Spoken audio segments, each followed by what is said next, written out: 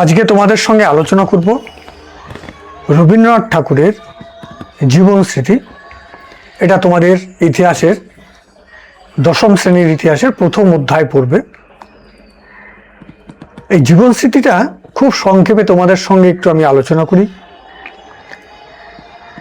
পাশে তোমরা আমার কথাও শুনবে এবং পাশে যে আমি সংক্ষিপ্ত নোটটা রেখেছি, তোমরা এই নোটটাকেও নিজেরা খাতা কলমে নিয়ে সেটাকে লিখে নাও, এটা আমি তোমাদেরকে বলবো। বিশ্বকবি রবীন্দ্রনাথ ঠাকুর 25শে বৈশাখ 1268 বঙ্গাব্দে তিনি জন্মগ্রহণ করেন। জীবনের শেষ বয়সে এসে, শেষ বয়স বলতে এখানে 50 বছরের বয়সের পরে, তিনি জীবনের প্রথম 25 বছরের বয়স পর্যন্ত তার নানা ঘটনার কথা স্মৃতির মণিকোঠা থেকে তিনি এই জীবন স্মৃতি যে আত্মজীবনী সেখানে তিনি তুলে ধরেন। তাহলে জন্ম মানে বাল্য এবং বাল্যকাল মানে শৈশব থেকে কৈশোর 25 বছর পর্যন্ত যৌবনের পদার্পণ, এই পিরিয়ডটা তিনি তার জীবনে যা যা অভিজ্ঞতা হয়েছে, যে সমস্ত ঘটনাগুলো তার মনের মধ্যে প্রভাব ফেলেছে, সেই ঘটনা তিনি তার এই জীবন স্মৃতি কাব্যে তিনি এই আত্মজীবনীতে তিনি উল্লেখ করে গেছেন। তাহলে এই যে লিখেছেন, এটার তিনি নাম দিয়েছেন জীবন স্মৃতি। এটি একটি আত্মজীবনীমূলক গ্রন্থ। প্রবাসী পত্রিকায় 1318 বঙ্গাব্দের ভাদ্র মাস থেকে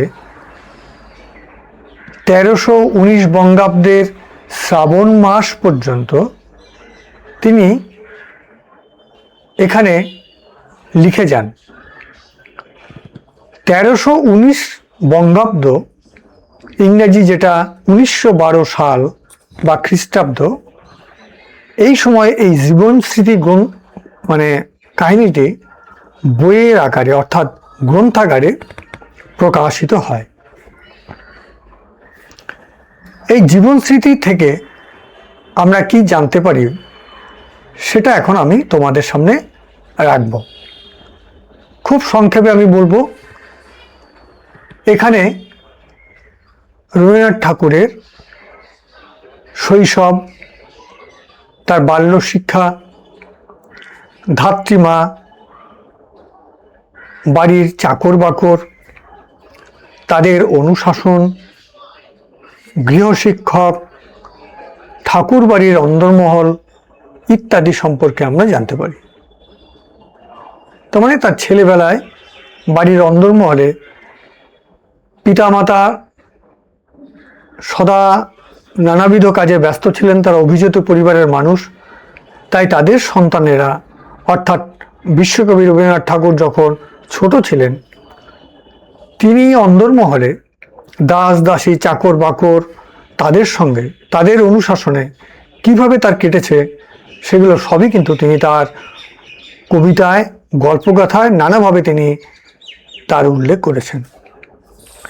এছাড়াও এই জীবন স্মৃতি আত্মজীবনী থেকে রবীন্দ্রনাথ ঠাকুর এবং তার পরিবারের সদস্যদের দেশাত্মবোধ, স্বদেশ ভাবনা এবং দেশাত্মবোধক কর্মসূচিতে অংশগ্রহণ, আমি একটু বুঝিয়ে বলি।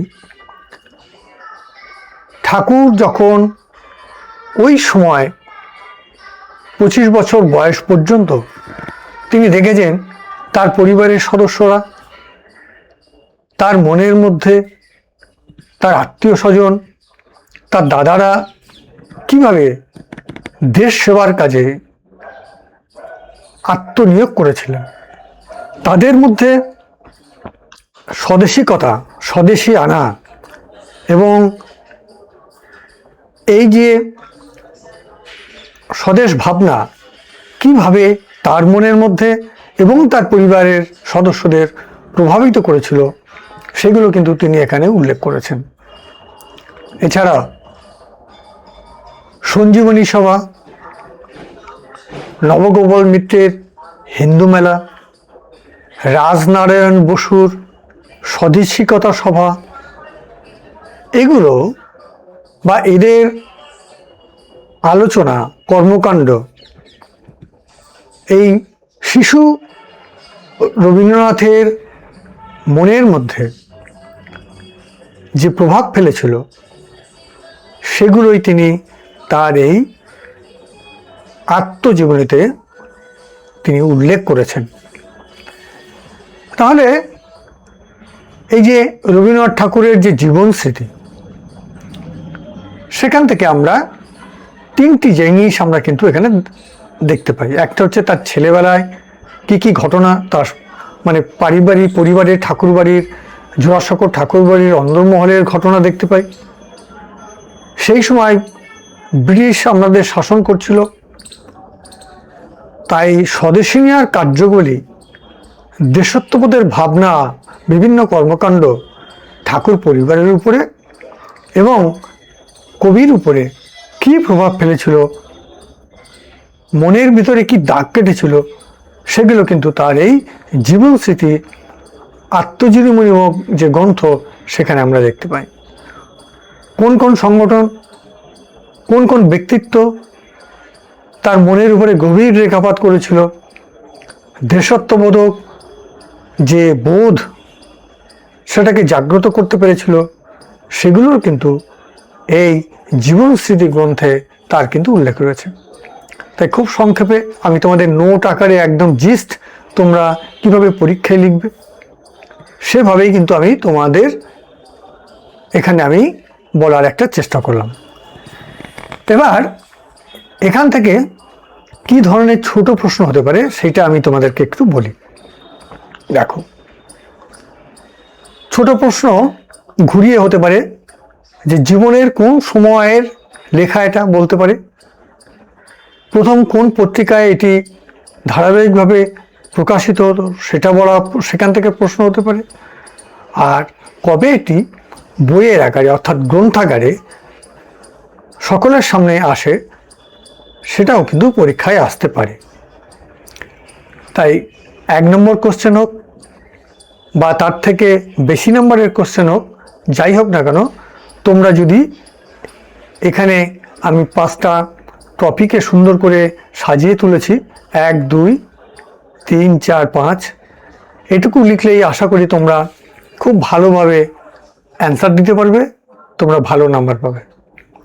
আজকে এখানেই তোমাদের এই ক্লাসটা শেষ করলাম। আজকে এটা তোমাদের 3য় নাম্বার ক্লাস।